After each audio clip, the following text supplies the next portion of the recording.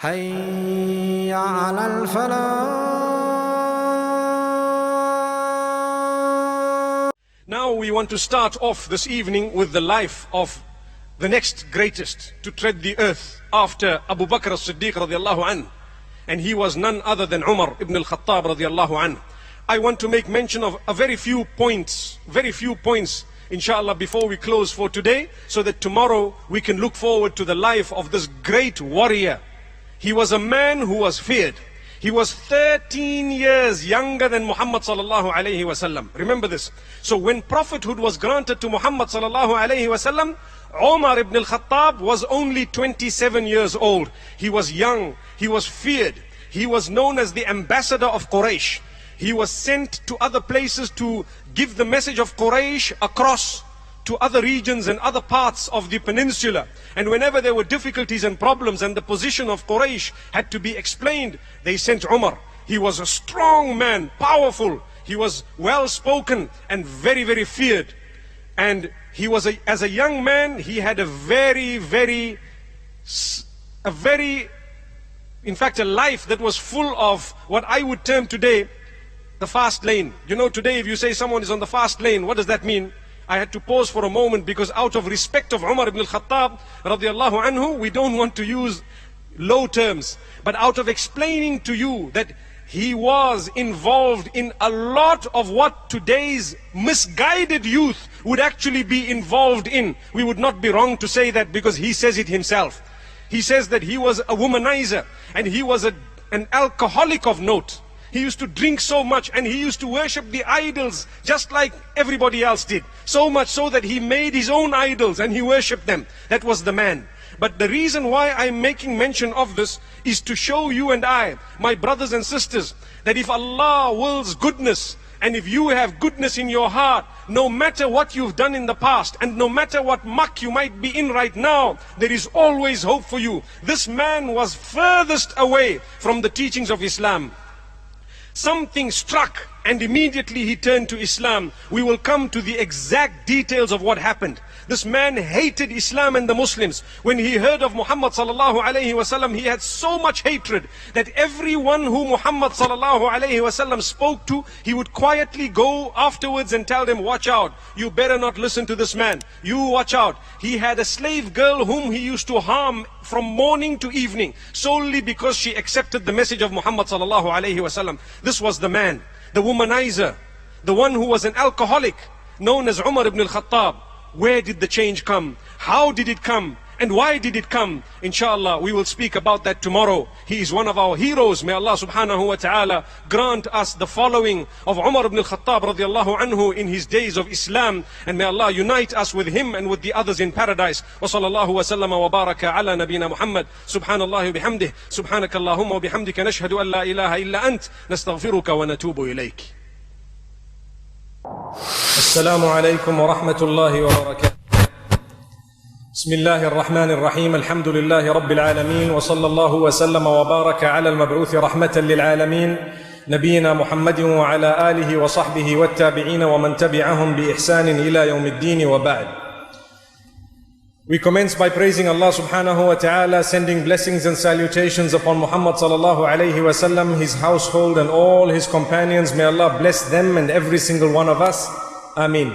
My brothers and sisters, we started discussing the life of Umar ibn al-Khattab radiallahu anhu. And I made clear mention that this man was feared in Quraysh, and he was a young man at the age of 27 approximately when the Prophet ﷺ had achieved nubuwah. And as we had heard, it was not befitting of us to make mention of the history of Umar ibn al-Khattab radiallahu anhu had he not mentioned it himself. And this was prior to him accepting Islam. He says he engaged in all the vices. He was a person, and as he has said himself, who worshipped idols that he carved with his own hands. And he was a person who was involved not only with alcohol but even with women. And then as he grew up, he was well respected in Quraysh because he was a businessman. He used to travel a lot with his own caravans and with his own wealth up to the northern part of the Arabian Peninsula and coming down to the south as well. and he earned a lot of his wealth. So at a young age, not only was he wealthy and eloquent, but at the same time he was quite feared because of his power and might in Quraysh. And over and above that, he was a person whom Quraysh used to use to go to other parts of the peninsula whenever they needed to explain their position because of a difference that they may have had with the others. They used him as an ambassador. He was known as Safiru Quraysh, which means one of the spokespersons of Quraysh and an ambassador that they used to send to other regions or other parts of the peninsula. So this was Umar ibn al-Khattab radiallahu anhu. When Muhammad sallallahu alayhi wasallam presented Islam to the people of Mecca, Umar ibn al-Khattab radiallahu anhu was one of those youth who used to constantly listen to the older people saying, we need to eradicate this man, we need to kill this man, we need to get rid of this man. This is what they used to say. So the young people used to all talk to each other, who is going to do this? And each one would say, I will do it. This one would say, I would do it. But no one would actually end up doing it, because they were upset that Muhammad sallallahu alayhi wasallam was telling them that what your forefathers have been doing is wrong, and what I have come with is actually correct. Don't worship me, but worship my maker and yours, who is Allah subhanahu wa ta'ala. So they could not understand what is the catch. Normally Quraysh, those who grew up in that particular era, anyone who tried to say someone else was bad, it was because they had their own agenda.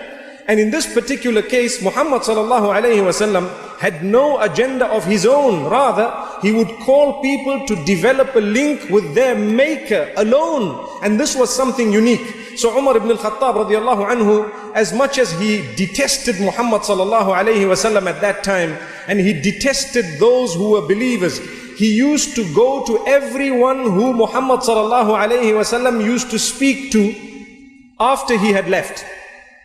And he would tell them, be careful, don't follow this, be careful, watch this man, don't listen to him. If you do, your life will be made difficult, and I will be the first one who's going to sort you out. May Allah subhanahu wa ta'ala safeguard us. So Muhammad sallallahu alayhi wasallam, there was an incident that occurred in Safa. Safa is where one of the mounts are, where we do the sa'i. When we go for Umrah, we actually have the walking and the running between Safa and Marwa. So close to where Safa was, there was an incident that had occurred. And in fact, another incident that occurred, which is of importance, and we will make mention of it today, was just near the Kaaba. When Muhammad sallallahu alayhi wasallam was praying, Abu Jahl came to him and struck him with his stick or with part of his bow. And so what happened is, Muhammad sallallahu alayhi wasallam was hurt, but because he was just a man and Abu Jahl was a very strong leader of Quraysh, Muhammad sallallahu alayhi wasallam said nothing at the time. And here comes Hamza ibn Abdul Muttalib, who was the uncle of Muhammad sallallahu alayhi wasallam.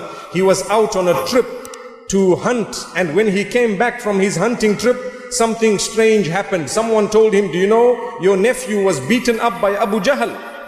So Hamza ibn Abdul Muttalib got so angry and so upset. He went to beat up Abu Jahl, and he told him, how dare you speak to my nephew in these words when I too am amongst his followers? So this was a declaration of faith. No one before that knew that Hamza ibn Abdul Muttalib was one of the followers of Muhammad sallallahu alayhi wasallam. But at that stage, he became known as one of the followers of Muhammad sallallahu alayhi wasallam. Now, Umar ibn al-Khattab radiallahu anhu was related to Abu Jahl. Umar's mother and Abu Jahl were brothers and sisters, meaning that was his sister. So he was the uncle of Umar ibn al-Khattab. So he was very upset that my uncle was actually beaten by Hamza, or he was disrespected by Hamza. And he said, as a result, I'm going to sort this man Muhammad out. May Allah subhanahu wa ta'ala safeguard us. So he decided, Umar ibn al-Khattab radiallahu anhu decided on that day that this is the day. He walked out with his sword, and he was very angry. He was ferocious, vicious. He had a bad intention, and he walked out. It was clear for all those who saw him, this man has intended something huge and big. He's angry, he's upset. So on the path, he met Nu'aym ibn Abdullah. Ibn Abdullah was a say he was a Muslim. Later on, people found out he was a Muslim. He accepted Islam, but he was silent about it because he was worried and concerned about what the people would say or his family and so on. So he had actually later on made his Islam clear to the people, but not in the initial stages. So he saw Umar and he asked him, where are you going? Is everything okay? He says, today I'm going to execute Muhammad sallallahu alayhi wasallam. I'm going to execute him. Now Nu'aym ibn Abdullah said, you know, you are a man, you are intelligent, you are a strong man, Quraysh respects you. Umar ibn al-Khattab said, I don't mind, I will execute him and I will hand myself over to his own clan and I will then be executed as a result of him. I don't mind, but I will sort this problem out now. Because it has split Quraysh into two pieces and we don't like that. So Nu'aym ibn Abdullah tells him, you know what? You have a problem in your own family. Why don't you start with them? Your sister, Jamil. Now Jamil, her name was Fatima bint al-Khattab. If you recall, we mentioned her 2 days ago. Jamil, not the wife of Abu Lahab, but the daughter of al-Khattab, the sister of Umar. Her name was Fatima bint al-Khattab, also known as Jamil bint al-Khattab. So Nu'aym says, why don't you deal with them? Your brother-in-law, Sa'id ibn Zayd, he is a Muslim. They are openly Muslim. They follow Muhammad. They support Muhammad sallallahu alayhi wasallam. Go and deal with them. So Umar ibn al-Khattab radiallahu anhu decides, okay, let me go and deal with them. So he diverted. And as he diverted, he walked through and he knocked on the door of his sister. At that time, there were 3 of them in the house. There was Fatima bint al-Khattab, his sister, his brother-in-law Sa'id ibn Zayd, and a teacher who came to teach them Quran by the name of Khabbab ibn al-Arat. Khabbab ibn al-Arat radiallahu anh, he brought with him some parchments and he was teaching them parts of the Quran. So as the door was knocked, according to one of the narrations, Khabbab ibn al-Arat happened to hide. And the parchments were actually hidden as well. Umar ibn al-Khattab radiallahu anhu flung the door open and walked in and started beating up his sister and brother-in-law. Now to pause for a moment, something had happened a little bit earlier. When the Muslims at that particular time were given permission to migrate, the first migration to Abyssinia, there were a few of them who started migrating.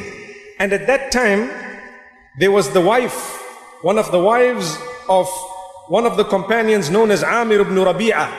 She was about to leave for Abyssinia. And Umar ibn al-Khattab saw her and he was very angry at the time. But when he saw her, he felt pity in his heart. As strong as he was, as fearless as he was, as powerful as he was, as fierce as he was, he felt something in his heart seeing this lady go. And he told her, may Allah be with you. That was a statement before Islam. May Allah be with you. From this, the wife of this Sahabi, Amir ibn Rabi'ah, she knew that this man has a soft spot.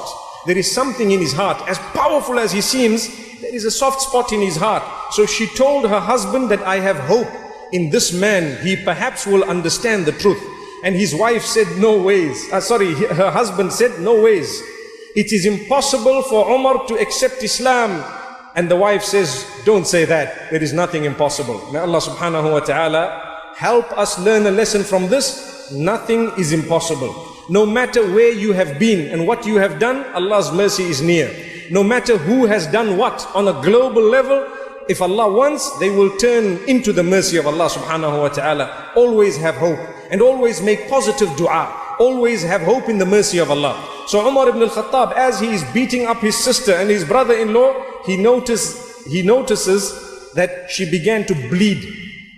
And when he saw the blood, that's when the soft spot was struck. The chord was struck. And immediately he stopped because he realized, this is my sister. What am I doing?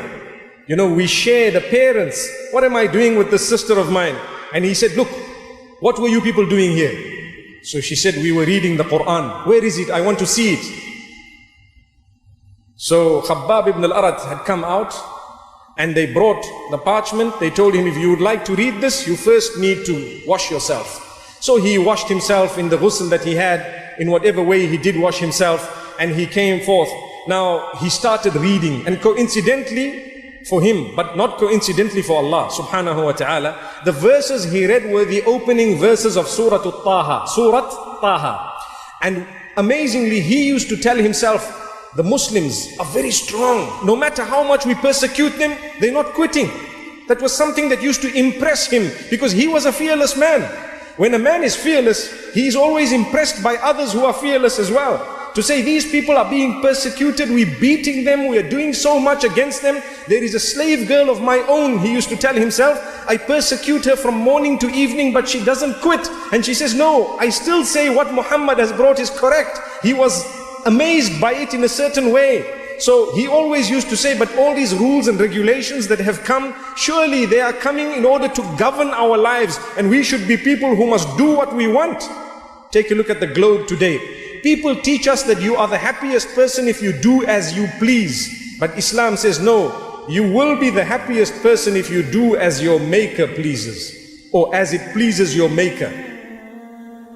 So this is why people are so depressed on the globe. When they do as they please, they commit sin and they don't even realize. There comes a time when they are depressed, they are upset, their families break and so on. Everything is in disarray. But that's because they have done as they pleased, but not as Allah would be pleased with. Thank you so much for listening to this short message. I pray that it has increased you in a little bit of motivation and hope, and the same applies to all of us. Jazakumullah khair. Assalamu alaikum wa rahmatullahi wa barakatuh.